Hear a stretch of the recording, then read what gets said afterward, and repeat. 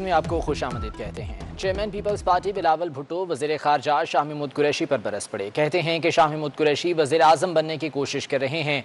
वज़ीर ख़ारजा इमरान खान का नहीं अपना एजेंडा आगे बढ़ा रहे हैं। शाह महमूद कुरैशी का सेनेट में लोहा मनवाने का बयान नाकाबिल कबूल है। शाह महमूद को बयान वापस लेना पड़ेगा और इस्तीफ़ा देना होगा। चेयरमैन पीपल्स पार्टी बिलावल भुट्टो वज़ीर ख़ारजा पर बरस पड़े। उनका कहना है कि शाह महमूद कुरैशी वज़ीर आज़म बनने की कोशिश कर रहे हैं। वो इमरान खान का नहीं बल्कि अपना एजेंडा आगे बढ़ा रहे हैं। बिलावल भुट्टो ने कहा कि शाह महमूद कुरैशी का सेनेट में लोहा मनवाने का बयान नाकाबिल कबूल है। शाह महमूद कुरैशी को बयान वापस लेना पड़ेगा और इस्तीफ़ा देना होगा।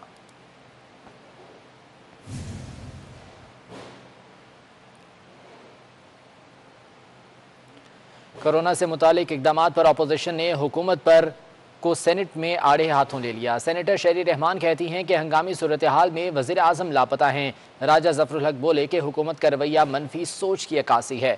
शाह महमूद कुरैशी का कहना है कि हुकूमत 18वीं तरमीम को दफन नहीं करना चाहती। इसी बारे में उस्मान खान की रिपोर्ट देखिए।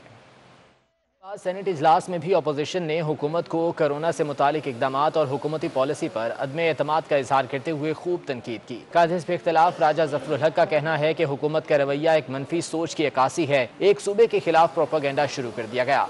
मैं ये समझता हूँ कि इब्तिदा से ही हुकूमत का रवैया इंतहाई मनफी और नॉन प्रोडक्टिव और डिवाइसिव रहा है, जिसकी जितनी भी मजम्मत की जाए वो कम है। या एक सूबा जहां उनकी हुकूमत नहीं है वहां उनके खिलाफ एक इतना प्रोपेगेंडा किया जाए, एक से बढ़कर एक। सेनेटर शहरी रहमान कहती हैं कि हंगामी सूरत हाल में वज़ीर आज़म लापता हैं। किसी को नहीं पता कि उनकी पॉलिसी क्या है। हुकूमत की तरफ से रोज़ तूफ़ानी बदतमीजी किया जाता है। लोग ईद की शॉपिंग कर रहे हैं। ये कैसा लॉकडाउन है? रोज यलगार और तूफान बदतमीजी शुरू किया जाता है। हमने तो अपने लोगों से कहा है कि आप इसी जबान में जवाब ना दें। आज आप बाहर देखें, लॉकडाउन का कि सब मतलब खुल गया है, सब कुछ खुल गया है, कोई SOPs नहीं है। और मैं सारे मुल्क की बात कर रही हूँ। लोग ईद की शॉपिंग कर रहे हैं, जरूरियात की नहीं बात हो रही, सिर्फ हर चीज खुल गई है। पॉलिसी बयान देते हुए वज़ीर ख़ारजा शाह महमूद कुरैशी बोले कि हमारी पॉलिसी वाज़े और कोई कन्फ्यूजन नहीं। जल्द इस बहरान से छुटकारा पाएंगे। 18वीं तरमीम में जहां कमजोरियां हैं वो दुरुस्त की जाएं। सिंध हुकूमत के जो इख्तियारात नहीं वो नहीं कर सकते। आ गया कि कोई यूनिफॉर्म पॉलिसी नहीं है, हरगिज़ गलत बात, लग़्व बात है। यूनिफॉर्म पॉलिसी है, कहां हमने बेहतरी की है और कहां कमजोरियां हैं। जहां कमजोरियां हैं आइए मिल बैठकर नजरसानी करते हैं। क्या सिंध हुकूमत उन चीजों पर कानून साजी कर सकती है जो उनके जिम्मे में नहीं आती, जो उनका आईनी इख्तियार नहीं है? अपोजिशन के मुसद्दिक मलिक, सेनेटर मुश्ताक, जावेद अब्बासी और दीगर का कहना था कि जब कोरोना केसेस कम थे लॉकडाउन किया गया। आज केसेस बढ़ रहे हैं तो लॉकडाउन उठा लिया गया है। और तर्जुमान सिंध हुकूमत मुर्तज़ा वहाब का कहना है कि तासुब की बू विफाकी हुकूमत से आ रही है। कभी इन लोगों ने बजट की किताब पढ़ी हो तो पता हो। कहते हैं 120 अरब का बजट कहाँ गया? सेहत के सूबाई बजट का 60% हिस्सा गैर तरक्याती मद में खर्च होता है। और अगर आप कहने को 120 अरब रुपए तो बहुत बड़ा अमाउंट लगता है, लेकिन समझने की जरूरत यह है कि उस 120 अरब रुपए में डेवलपमेंट और नॉन डेवलपमेंट दोनों का पोर्टफोलियो होता है। और अगर आप हमारे हेल्थ डिपार्टमेंट के बजट को देखते हैं तो उसमें 70 अरब रुपए नॉन डेवलपमेंट पोर्टफोलियो है। 70 अरब रुपए। और ये जो पब्लिक प्राइवेट पार्टनरशिप की मिसाल पाकिस्तान पीपल्स पार्टी की सिंध हुकूमत ने स्टैब्लिश की है, उसको सिर्फ उसके मोतरफ हम नहीं है, दुनिया भर में उसकी तारीफ की जाती है। और इकोनॉमिस्ट मैगजीन ने जब एशिया के तमाम पब्लिक प्राइवेट पार्टनरशिप प्रोग्राम्स को इवैल्यूएट किया था तो सूबाई सिंध का public private partnership programme Asia का छठा बेहतरीन प्रोग्राम इकोनॉमिस्ट इदारे ने डिक्लेयर किया था। सब मुफ्त इलाज पाकिस्तान पीपल्स पार्टी की सिंध हुकूमत ने NICVD के जरिए किया है। वजीर खारजा हमारे बारे में कहते हैं कि पीपल्स पार्टी वफाक की पार्टी थी, अब सूबे की बात करती है। यह इदारा सिंध हुकूमत चलाती है, लेकिन अल्हम्दुलिल्लाह खिदमत सारे पाकिस्तान की कर रहे हैं। पाकिस्तान के तूलो अर्ज से लोग आते हैं यहां पर और उनका मुफ्त इलाज किया जाता है। लेकिन नहीं, इन नाकदीन को यह चीज समझ नहीं आई, हमेशा मनफी बात करेंगे। जनूबी वज़ीरिस्तान से रुकन कौमी असम्बली अली वज़ीर कोरोना में मुब्तला हो गए। रुकन कौमी असम्बली मोहसिन दावर ने ट्विटर पर अली वज़ीर की कोरोना टेस्ट मुस्बत आने की तस्दीक कर दी है। जनूबी वज़ीरिस्तान से रुकन कौमी असम्बली अली वज़ीर कोरोना वायरस में मुब्तला हो गए। रुकन कौमी असम्बली मोहसिन दावर ने ट्वीट किया है जिसमें उन्होंने अली वज़ीर की कोरोना टेस्ट मुस्बत आने की तस्दीक की है।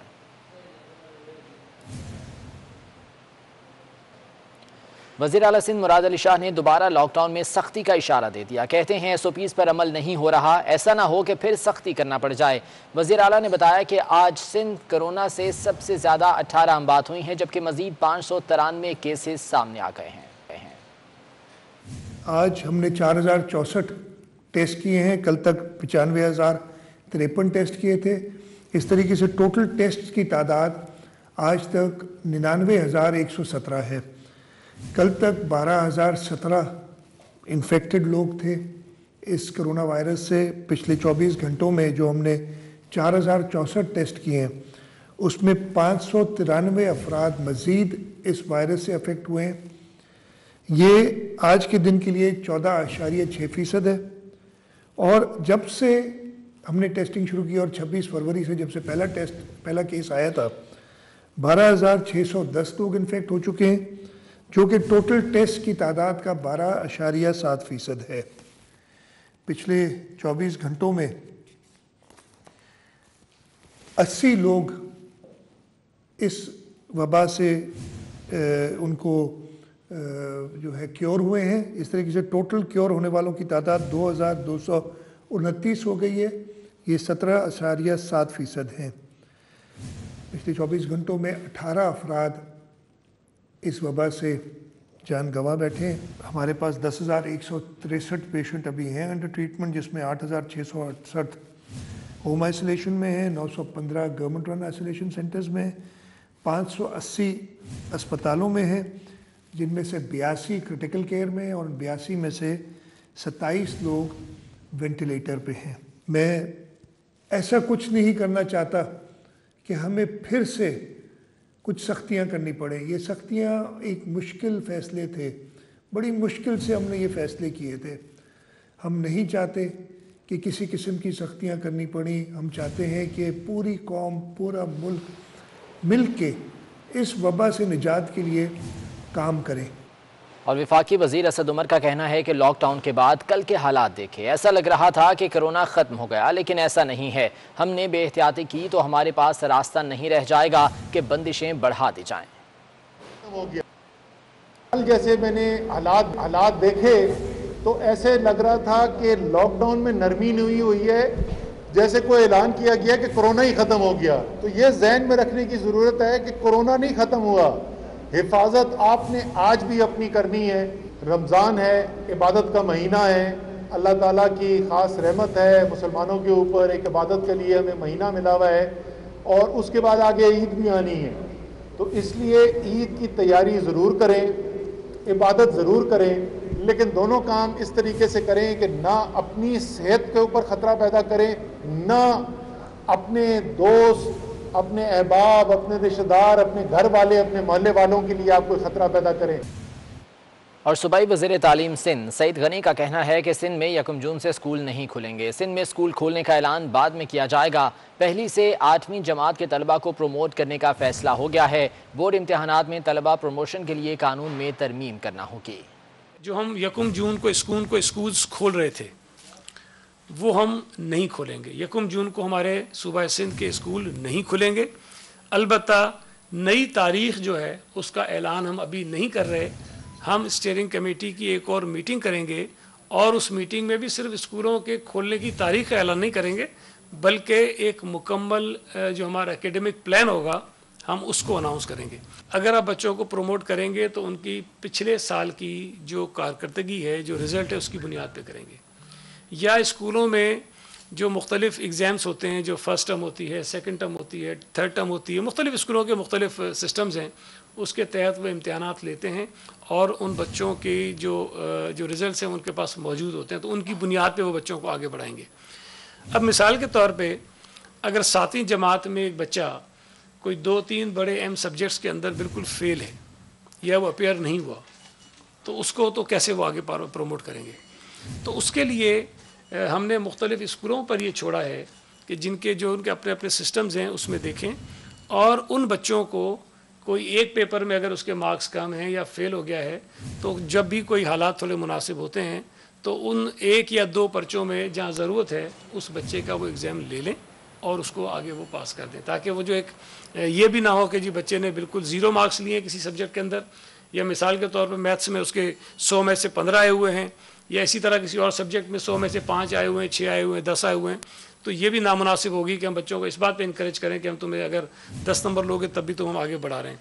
तो उसमें इस तरह के जो कुछ सिलेक्टेड सब्जेक्ट्स हैं जिसके अंदर उनके मार्क्स बहुत कम हैं, जब भी मुनासिब वक्त हो वो स्कूल्स उनके एग्ज़ाम्स लेकर army chief general Qamar Javed Bajwa से चीनी सफीर याओ जिंग ने मुलाकात की है। ISPR के मुताबिक GHQ में होने वाली मुलाकात में कोरोना वायरस खत्ते की सिक्योरिटी सूरत हाल और बाहमी दिलचस्पी के उमूर पर तबादला ख्याल किया गया।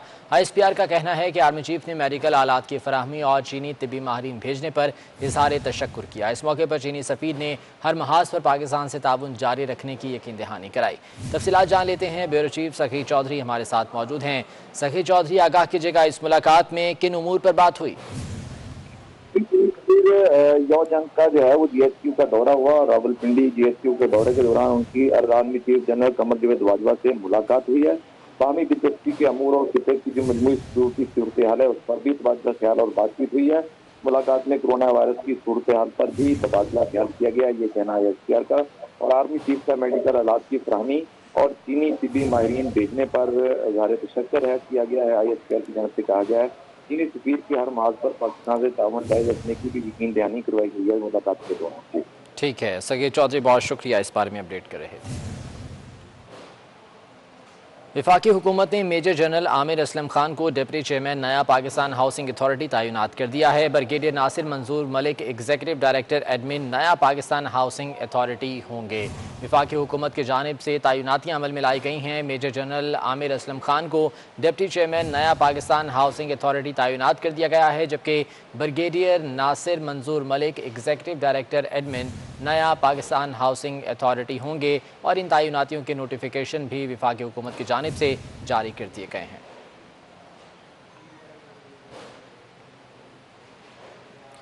Managing director inter state gas Mubeen Saulat को ओहदे से हटा दिया गया। इंटर स्टेट गैस बोर्ड ने मंजूरी दे दी है। जॉइंट सेक्रेटरी पेट्रोलियम डिवीजन सारा नजीब को कायम मकाम MD इंटर स्टेट गैस तैनात कर दिया गया है। Managing director inter state gas Mubeen Saulat को ओहदे से हटा दिया गया है। इंटर स्टेट गैस बोर्ड ने इसकी मंजूरी भी दे दी है, जबकि joint secretary petroleum division Saira Najeeb को कायम मकाम MD इंटर स्टेट गैस तैनात कर दिया गया है और इनकी तैनाती का नोटिफिकेशन भी जारी हो गया है। मुबीन सौलत LNG स्कैंडल में वादा माफ गवाह बन गए थे।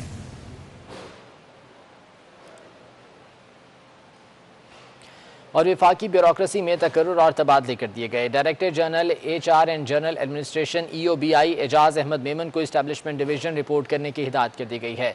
शाजिया रिजवी को 3 साल के लिए डेपुटेशन पर director general HR and general administration EOBI तैनात कर दिया गया है।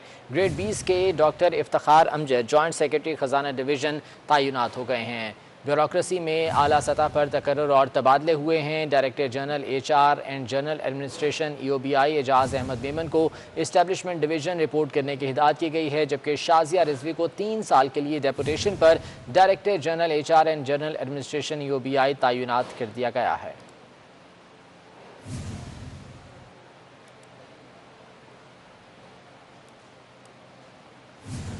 वफाकी हुकूमत ने 10वें कौमी मालियाती कमीशन की तश्कील नौ कर दी है। साबिक governor state bank Tariq Bajwa Punjab के रुकन NFC होंगे। मुशर्रफ रसूल सियान मेंबर खैबर पख्तूनख्वा और असद सैयद मेंबर सिंध मुकर्रर कर दिए गए हैं। जावेद जब्बार मेंबर बलोचिस्तान NFC मुकर्रर कर दिए गए। मुशीर खजाना और 4 सूबों के वज़राए खजाना NFC के रुकन होंगे। वफाकी हुकूमत की जानिब से 10वें कौमी मालियाती कमीशन की तश्कील नौ कर दी गई है। साबिक governor state bank Tariq Bajwa Punjab के रुकन NFC होंगे, जबकि मुशर्रफ रसूल सियान मेंबर खैबर पख्तूनख्वा और असद सैयद मेंबर सिंध मुकर्रर कर दिए गए हैं।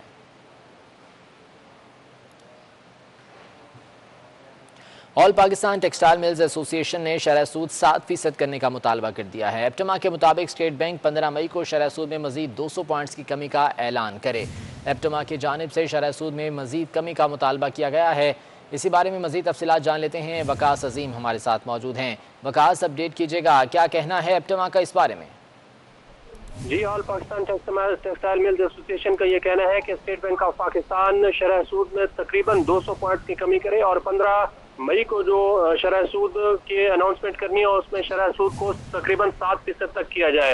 एप्टमा का ये कहना है कि रीफाइनेंस स्कीम पूरी टेक्सटाइल चेन के लिए दी जाए, क्योंकि कॉटन, वीविंग और जिनिंग इंडस्ट्री को भी रियायती फाइनेंस स्कीम में शामिल किया जाए और मार्च से लेकर जून तक की जो सूद अदायगियां हैं वो कम अज कम 1 साल के लिए मौखर की जाए। एप्टमा का ये कहना है कि कोरोना वायरस के बायस एक्सपोर्ट के आर्डर्स कैंसिल हो चुके हैं, जबकि एलसी खोलने के लिए अदायगियां भी ताखीर का शिकार हो रही हैं और टेक्सटाइल की मकामी फरोख्त बिल्कुल खत्म होकर रह चुकी है। जी ठीक है वकास अजीम, बहुत शुक्रिया, अपडेट कर रहे थे। पाकिस्तान के मजमूई कर्जे और वाजिबात 428 खरब 20 अरब 30 करोड़ रुपए की बुलंदतरीन सतह पर पहुंच गए हैं। स्टेट बैंक के मुताबिक माली साल के 9 माह में कर्जों के बोझ में 25 खरब 97 अरब रुपए का इजाफा हुआ। कर्जे और वाजिबात GDP के 98.2% तक पहुंच चुके हैं। पौने 2 साल में मजमूई कर्जों और वाजिबात में 43% इजाफा हुआ है।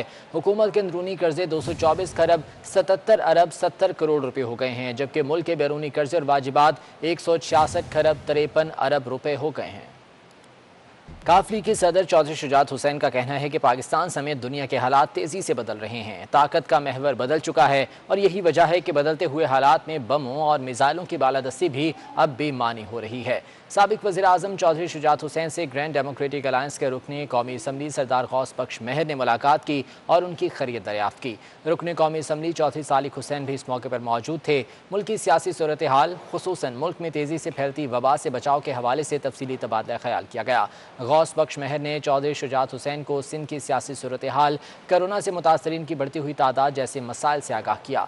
चौधरी शुजात हुसैन ने कहा कि दुनिया की बदलती हुई सूरत हाल में एक नई बैनुल अक़वामी यकजहती का मुजाहरा करने की ज़रूरत है। कोरोना का मुकाबला अकेला कोई मुल्क नहीं कर सकता। इस वबा से बचने के लिए पूरी दुनिया को एक नुक्ता नज़र पर इत्तफ़ाक़ करना होगा।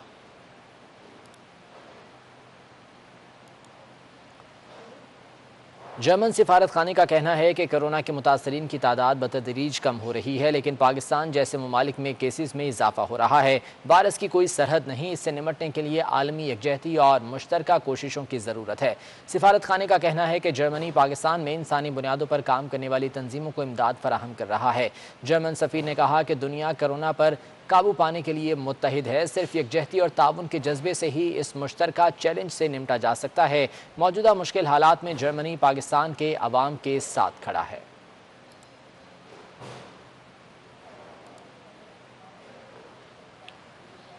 महकमे मौसमियात का कहना है कि 23 मई 29 रमज़ानुल मुबारक को शवाल का चांद नज़र आने की उम्मीद है। 29 रमज़ानुल मुबारक को नए चांद की उम्र इस्लामाबाद में 20 घंटे 58 मिनट जबकि लाहौर में 20 घंटे 47 मिनट होगी और चांद नज़र आने की उम्मीद 23 मई को ज़ाहिर की जा रही है। महकमे मौसमियात के मुताबिक 23 मई 29 रमज़ानुल मुबारक को शवाल का चांद नज़र आने की उम्मीद है। इसी बारे में तफसीलात जान लेते हैं। रोज़ीना अली हमारे साथ मौजूद हैं। रोज़ीना, बताएगा क्या कहना है महकमे मौसमियात का? बिल्कुल, देखिए महकमे मौसमियात का बताना है कि मुख्तलिफ इलाकों में चूँकि चांद की उम्र जो है वो 20 घंटे से ज़ायद बताई जा रही है। इस्लामाबाद में 20 घंटे और 58 मिनट चांद की उम्र होगी। इसी तरह चांद जो है चांद की उम्र लाहौर में भी 20 घंटे से ज़ायद है। पेशावर और कराची में भी यही सूरत हाल है। तो महकमे मौसमियात का बताना है कि 23 मई को चांद नज़र आने के काफ़ी इम्कानात हैं। शवाल का चांद 23 मई को नज़र आ सकता है। जी ठीक है, बहुत शुक्रिया रोज़ीना अपडेट करने के लिए। लॉकडाउन में नरमी के बाद कमिश्नर कराची इफ्तिखार शहलवानी ने शहरियों से फेस मास्क का इस्तेमाल करने की अपील कर दी है। कमिश्नर कराची ने 24 न्यूज़ के नुमाइंदे हसन अब्बास से खुसूसी गुफ्तगू की है, आपको दिखाते हैं। देखिए, शहर कराची में लॉकडाउन के हवाले से नरमी कर दी गई है। कमिश्नर कराची इफ्तिखार शहलवानी साहब हमारे साथ मौजूद हैं, खुसूसी गुफ्तगू कर रहे हैं, उनसे जानने की कोशिश करेंगे। बताइएगा इफ्तिखार साहब, क्या आप लोगों ने SOP बनाई है और किस तरह देख रहे हैं ये जो नरमी की है लॉकडाउन में, ये कामयाब रहेगी या नहीं? देखें जी, हमारी काफ़ी मीटिंग्स हुई, इसमें इन्होंने यही हमें यकीन दहानी कराई है कि इंशाल्लाह इसकी जो SOPs गवर्नमेंट ऑफ सिंध ने दी हैं उस पर ये अमल दरामद कराएंगे और ये इन्हीं की जिम्मेदारी है। समाजी जो डिस्टेंस है जो उन्होंने मेंटेन करना है, मास्क पहनने, मास्क पे हमने कंपलसरी ये चीज़ लगा दी है। लोगों ने अगर कोई खाने की चीज़ें जो बेच रहे हैं, जो कैश डील कर रहे हैं, उनका ग्लव्स पहनना ज़रूरी है। इस पर अगर इन्होंने किसी ने अमल दरामद नहीं किया, हाथों को साफ़ नहीं रखा, तो डेफिनेटली हमारी इंतजामिया उस पर एक्शन लेगी। कमिश्नर कराची हमारे साथ मौजूद थे, खुसूसी गुफ्तगू कर रहे थे। उनका ये कहना था कि लोग जब घरों से बाहर निकलें तो मास्क पहने और अगर ताजरों ने SOP को फॉलो नहीं किया तो उनके खिलाफ सख्त कार्रवाई भी की जा सकेगी। कराची में रेंजर्स हेडक्वार्टर्स में अमन व अमान के हवाले से DG रेंजर्स की ज़ेर सदारत आला सतही इजलास हुआ है। इजलास में एडिशनल IG कराची समेत पुलिस और हसास इदारों के आला अफसरान ने शिरकत की है। कराची में रेंजर्स हेडक्वार्टर्स में अमन व अमान के हवाले से DG रेंजर्स की ज़ेर सदारत ये आला सतह का इजलास हुआ है, जिसमें कई अहम मामलात ज़ेर बहस आए हैं। इस इजलास में एडिशनल IG कराची समेत पुलिस और हसास इदारों के आला अफसरान ने शिरकत की है। शहर में अमन व अमान की सूरत हाल पर तबादला ख्याल किया गया है। इसी बारे में तफसीलात जान लेते हैं। समर अब्बास हमारे साथ मौजूद हैं। समर, अपडेट कीजिएगा, इजलास में किन उमूर पर बात हुई? हाँ जी बिल्कुल, देखें इस हवाले से रेंजर हेडक्वार्टर में होने वाले आले सतह इजलास में एडिशनल IG कराची गुलाब नबी मेमन समेत additional IG city district doctor Jameel Ahmed समेत हसास अदारों के अफसरान ने शिरकत की थी। इसमें जो फैसले हुए सूबाई हुकूमत की तरफ से दिए गए अहकाम की रोशनी में कवानीन और ज़ाब्ता अखलाक की मुकम्मल पासदारी को हर मुमकिन तौर पर यकीनी बनाया जाएगा। जबकि इस हवाले से DG रेंजर सिंध का कहना था कि कानून नाफिज करने वाले इदारों की जानिब से रमज़ानुल मुबारक में अमन व अमान की सूरत हाल को यकीनी बनाने के लिए हर मुमकिन इक़दाम किए जाएंगे। DG रेंजर ने आवाम से अपील भी की है कि अमन व अमान कायम रखने के लिए कवानीन और ज़ाब्ता अखलाक की पाबंदी करें और कानून नाफिज करने वाले इदारों से ताउन करते हुए किसी भी शर्तपसंद नासिर की या मशकूक सरगर्मी की इतला जो है रेंजर्स की हेल्पलाइन पर दें। जी ठीक है समर अब्बास, बहुत शुक्रिया अपडेट करने के लिए। और कराची पुलिस ने गुलशन इकबाल से 5 रुकनी डकैत गैंग को गिरफ्तार कर लिया। गिरफ्तार मुलजिमान 50 से ज़ायद डकैती की वारदातों में मुलव्विस हैं। इन मुलजिमान में उस्मान, अब्दुल गफूर, कादिर वहाब और इसहाक शामिल हैं। मुलजिमान से असलहा, 5 रिक्शे और चोरी की गई 2 मोटरसाइकिलें भी बरामद की गई हैं और इन मुलजिमान से मज़ीद तहक़ीक़ात भी की जा रही हैं। कराची पुलिस ने गुलशन इकबाल से 5 रुकनी डकैत गैंग को गिरफ्तार कर लिया है। मुलजिमान 50 से ज़ायद डकैती की वारदातों में मुलव्विस हैं। मालकंड के इलाके दरगई में 2 गिरोहों में फायरिंग से खातून समेत 4 अफराद जाँ बहक हो गए। फायरिंग से 6 अफराद जख्मी भी हुए। तसादुम रास्ते के तनाज़े पर हुआ। जाँ बहक दोनों अफराद सगे भाई हैं। मालकंड का इलाका दरगई है जहाँ पर 2 गिरोहों में फायरिंग हुई है, जिससे खातून समेत 4 अफराद जाँ बहक हुए जबकि 6 अफराद जख्मी हो गए हैं। सिंध पुलिस फ़र्ज़ की अदायगी के साथ साथ इंसानियत की खिदमत में भी पेश है। टंडू जान मोहम्मद एहसास सेंटर पर रकम वसूली के लिए आने वाले नाबीना शख्स को पुलिस एहलकार ने अपने कंधों पर उठाकर एहसास सेंटर पहुंचाया। सिंध पुलिस फ़र्ज़ की अदायगी तो कर ही रही है, लेकिन इंसानियत की खिदमत में भी पेश है। टंडू जान मोहम्मद एहसास सेंटर पर रकम वसूली के आने वाले नाबीना शख्स को पुलिस एहलकार ने अपने कंधों पर उठाकर एहसास सेंटर पहुँचाया। पंजाब पुलिस में पहली बार ट्रांसजेंडर को भर्ती कर लिया गया। रीम पुलिस स्टेशन में ख्वाजा सराओं के मसाइल सुनेंगी। रीम के सरकारी नौकरी पाने पर क्या जज्बात हैं, जान लेते हैं रोजीना अली से। रोजीना, अपडेट कीजिएगा। देखिए, इस वक्त मैं रावलपिंडी में पुलिस अलखिदमत सेंटर और रिपोर्टिंग सेंटर में मौजूद हूँ। यहाँ पर आज एक बहुत अहम कदम उठाया जा रहा है। पहली दफ़ा तारीख में ऐसा होने जा रहा है कि ख्वाजा सरा भी यहाँ पर इस पुलिस की टीम का हिस्सा होंगे। बीनिश पंजाब पुलिस से ASP हमारे साथ मौजूद है, उनसे बात करते हैं। इसका पर्पस ये था कि ख्वाजा सरा अपने आप को इक्वल कम्युनिटी का मेंबर फील करें और क्राइम को रिपोर्ट करने में और पुलिस की एक्सेस उनके लिए उतनी आसान हो। ख्वाजा सरा मौजूद हैं रीम, उनसे बात करते हैं। ख्वाजा सरा कम्युनिटी को भी बहुत सारे मसले जो है वो पुलिस के साथ दरपेश होते हैं। अगर आप गलत नहीं हैं, अगर आप जो है वो किसी क्राइम में नहीं हैं, तो हम आप लोगों के साथ हैं। उनका कहना है कि मुस्तकबिल में भी उनकी कोशिश है कि वो अपने साथियों के लिए अच्छा काम करें और उनकी जो शिकायत हैं उस हवाले से उन्हें मजीद परेशानी का सामना ना करना पड़े। ठीक है रोजीना, बहुत शुक्रिया अपडेट करने के लिए। स्क्रंड में बेनज़ीर इनकम सपोर्ट प्रोग्राम से वजीफा लेने वाली 3 18 गैर ग्रेड की खवातीन अफसरान पर मुकदमा दर्ज कर लिया गया है। 2 अफसरान का ताल्लुक महकमा तालीम और 1 का महकमा ज़राअत से है। नगमा चांडियो, जरीना तानवरी और राहीला ज़ाहिर का ताल्लुक सिंध के मुख्तलिफ इलाकों से है। स्क्रंड में बेनज़ीर इनकम सपोर्ट प्रोग्राम से वजीफ़ा लेने वाली 3 18 ग्रेड की खवातीन अफसरान पर मुकदमा दर्ज कर लिया गया है।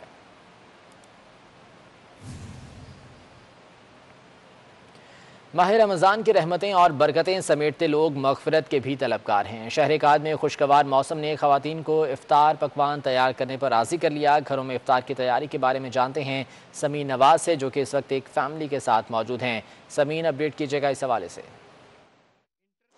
जी बिल्कुल, देखिए गो के कराची का मौसम अब कुछ कदरे कम गर्म हो गया है। गुज़िश्ता दिनों जिस तरह से हीट वेव की लहर थी और ज़्यादा तपिश महसूस की जा रही थी, रोज़ेदारों को सख्त गर्मी का सामना था। अब मौसम में थोड़ा सा गर्मी की शिद्दत कम होने की वजह से रोज़ों में भी आसानी हो चुकी है और इसी वजह से एक हम ये देख रहे हैं कि लोग जो किचन से ज़रा दूर हो चुके थे, इफ्तार के मौके पर एक मरतबा फिर किचन का रुख करते हुए नज़र आते हैं और इफ्तार के पकवान की तैयारी में मसरूफ़ होते हैं। एक फैमिली के साथ आज हम मौजूद हैं, उनसे हम जानेंगे कि उनके यहाँ इफ्तार दस्तरखान पर कैसा एहतमाम होता है और गर्मी के हवाले से इफ्तार में कौन से आइटम्स हैं जो खाने ज़्यादा पसंद किए जाते हैं। ईशा मुझे बताएंगी, ईशा बताइए क्या कुछ आपके यहाँ इफ्तार की तैयारी होती है और क्या मसरूफियत होती है दिन भर रोज़े के?